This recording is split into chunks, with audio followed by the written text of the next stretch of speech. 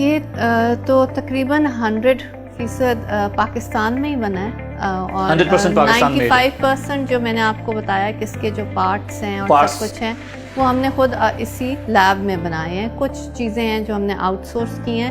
اس میں 2 چیزیں میں بتانا چاہوں گی کہ ایک تو یہ صرف انجن ہی یہ پاکستان کا پہلا کمرشل جیٹ انجن ہے جو سکسیسفلی بنایا گیا ہے.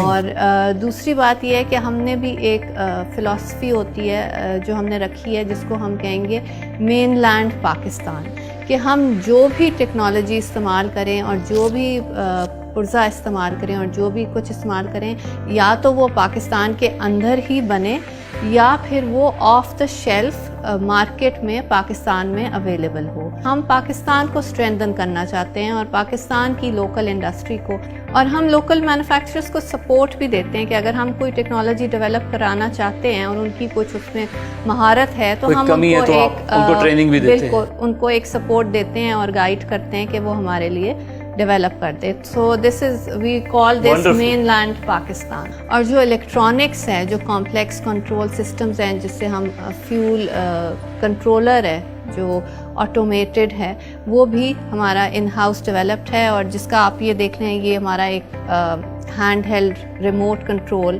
ایک سرکٹ ہے اس کے اندر، جو کہ اس کو انجن کو ہم جب فائر کرتے ہیں تو یہ ریموٹلی اس کو ہم آن آپریٹ کر سکتے ہیں، فیول کو ویری کر سکتے ہیں اور اس پہ ہمارا جو ہے نا وہ سارا ڈیٹا جو ٹیسٹنگ کا ہوتا ہے، پریشرز، ٹیمپریچرز، وہ سارے اس کے اوپر ہوتا ہے. اور اس میں ایک سیفٹی میکینزمز بھی ہیں تاکہ اس کو ہم ایکسیڈنٹ سیف بنائیں. یہ جو ہے پانی جو یہ بنائے گا، جو پانی سٹور ہوگا جہاز کے اندر، اس کو کہاں استعمال کیا جائے گا اس پانی کا؟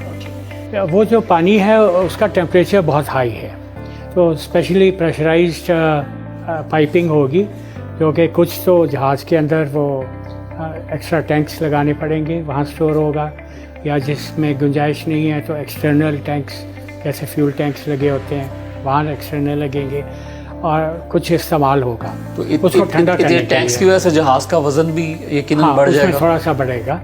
اور اب ہے کہ وہ اس کی لیڈنگ ایج جو ہے جو پر ہیں اس کے اوپر برف جم جاتی ہے اور وہ اس کا پرواز خراب کرتے ہیں جہاز کا، تو اس کو وہ برف توڑنی ہوتی ہے. اس وقت وہ ربر پائپس لگا کے اس میں ایئر پریشر دیتے ہیں تو وہ ٹوٹ کے گرتی ہے.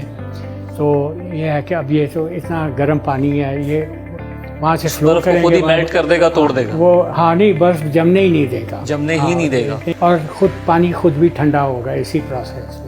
کچھ استعمال کریں گے کیبن کی ہیٹنگ کے لیے، ہیٹر کے طور پہ بھی استعمال ہوگا اندر. یعنی کیبن ہیٹنگ سے مراد آپ کے کیبن کی ہیٹنگ ہے، وہ انڈر فلور پائپ گرم پائپ چلتے ہیں نا وہ. ہاں کچھ ہم شاید اس کو ری جنریٹ بھی کر سکیں تو وہ جو ٹھنڈی ہوا انٹیک کے اندر ہے اس کو ہیٹ اپ بھی کر سکیں. اب اس کے اندر اب جو ایگزاسٹ میں کاربن ڈائی آکسائڈ نکل رہی ہے اور اس کو تو جانے دیں، ساتھ اس کے نائٹروجن نکل رہی ہے.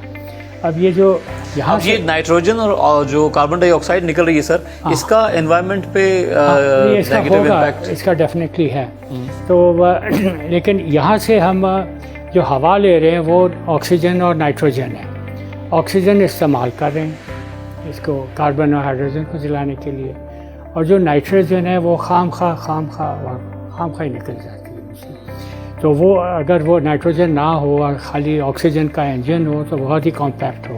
ہمارا جو ایم ہے جو لمیٹڈ ہے وہ ہے کہ یہ پیچھے کنٹریل نہ بنائے، تو وہ ہم نے کیپچر کری. جو ایکسٹرا پانی ہے وہ باہر بارش کی صورت میں اگر ہم سچ اس کو ڈسچارج کریں گے تو وہ پھر اپنا بادل بنا دے گا، پھر دوبارہ سے کنٹرول بنا دے گا. تو اس لیے دیٹ از ناٹ فیزیبل. اور اس کو ہم لوور الٹیٹیوڈز پہ ریلیز کریں گے کیونکہ جس الٹیٹیوڈ پہ وہ فلائی کرتا ہے پلین، اس الٹیٹیوڈ پہ ٹیمپریچر اتنا کم ہوتا ہے درجہ حرارت کہ وہ بادل بنتا ہے. تو جب آپ اس کو پانی کو جمع کر لیتے ہیں اور نیچے آ کے زمین کے قریب آ کے خارج کریں گے تو وہ پانی کی شکل میں یا بارش کی شکل میں کہیں پہ بھی برسایا جا سکتا ہے. یہ کتنی کوانٹٹی پانی کی جو ہے وہ جو ریزرو کی جا سکتی ہے اوپر؟ اچھا، اور وہ تو ہے کہ جو جہاز ہے وہ اپنا فیول خرچ رہا ہے اور اس وجہ سے ہلکا ہو رہا ہے اور اس کا فیول استعمال بھی کم ہوا. یعنی تھرسٹ بھی، اس کو طاقت بھی کم چاہیے. جب تک اپنے ڈیسٹینیشن تک جاتا ہے اس کا وزن سب سے ہلکا ہو چکا ہوتا ہے، وہ سارا فیول جل گیا. اب جو اس وقت جو اگر سارے مالیکیولز کو گنے پانی کے اور کیروسین کے، تو وہ ہے کہ 1.13 to 1.15 ٹائمز پانی بنے گا، کیونکہ اس کے اندر آکسیجن تو آسمان سے آ گئی، اس نے وہ وزن ایڈ کر دیا. تو سمجھے کہ یا تو یہ سمجھے کہ جتنا فیول ہم نے جلایا اتنا ہی پانی بنا یا اس سے ذرا سا زیادہ بنا. اور پھر یہ ہے کہ بہت بھاری جہاز کو لینڈ کریں گے، اس کے اپنا انڈر کیریج اور پہیہ شاہ وہ سارے ٹوٹ جائیں گے. تو وہ ان کا ڈیزائن ہی اتنا مضبوط نہیں کرتے. وہ یہ سمجھتے ہیں کہ جب وہ آیا ہے تو فیول سے تو کم خالی ہے، تو یہ ہے کہ وہ اترنے سے پہلے بھی اس کو ڈسچارج کرنا ہے. اب جیسے دبئی کے باہر وہ ریگستان میں ایک جنگل بنانا ہے، تو یہ ہے کہ ٹھیک ہے جہاز اس کے اوپر سے ہوتا ہوا آئے اور وہ ڈمپ کر دیں. اچھا سر، مجھے بتائیں کہ اس کا سائنٹیفک پلان کیا ہے، آپ کی فردر ڈیولپمنٹ کے جو منصوبے ہیں وہ بھی اس کے بارے میں کچھ آگاہ کریں. سب سے پہلے تو یہ ایک ٹیسٹ ٹیوب ایکسپیریمنٹ ہے، اوکے، اینڈ اس کے اندر اگر یہ ایک قطرہ بھی پانی بنا دے تو ہم کہیں گے کہ یہ کامیاب ہو گیا، یہ کامیاب ہو گیا. ٹھیک ہے، لیکن یہ 20% پانی کنڈینس کر لے تو ہم بہت خوش ہوں گے اور اس کی لیجسلیشن بھی بن جائے گی.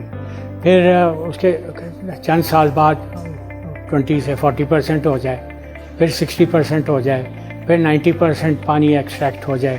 تو جیسے یہ یورو 1، یورو 2، یورو 3، اب یورو 5 پر بھی آ گئے ہیں. بالکل ٹھیک ہے. تو اسی طرح اس کی جو ایکسٹریکشن کا جو ایک کیپیسٹی پروگرام ہے، اور وہ پھر بہت چیزیں ہم نے سیلف لرن بھی کرنی ہے اور اس کی امپروومنٹ جہاں جہاں ہم کر رہے ہیں. اور اسی طرح جو ہر کنٹریبیوشن ہوتی ہے نا، وہ ایک ہر انوینشن، ہر ٹیکنالوجی 1% کنٹریبیوٹ کرتی ہے، لیکن جب آپ ان کا ایک کمبائنڈ افیکٹ دیکھتے ہیں نا تو وہ بہت زیادہ ہوتا ہے. اچھا میم، انجن فائرنگ تو یہاں پہ نہیں ہو سکتی بیکاز ایک تو یہ لیب ہے، تو کیا آپ اس کا جو ڈرائی رن ہے وہ ہمیں کر کے دکھا سکتے ہیں؟ فائرنگ تو اس وقت ممکن نہیں ہے، کیونکہ ایک تو وہ ہم آؤٹ ڈور کرتے ہیں، اور یہ جو انجن ہے اس کی جو RPM ہے یہ 50,000 ہے، 50,000 ریولیوشنز پر منٹ.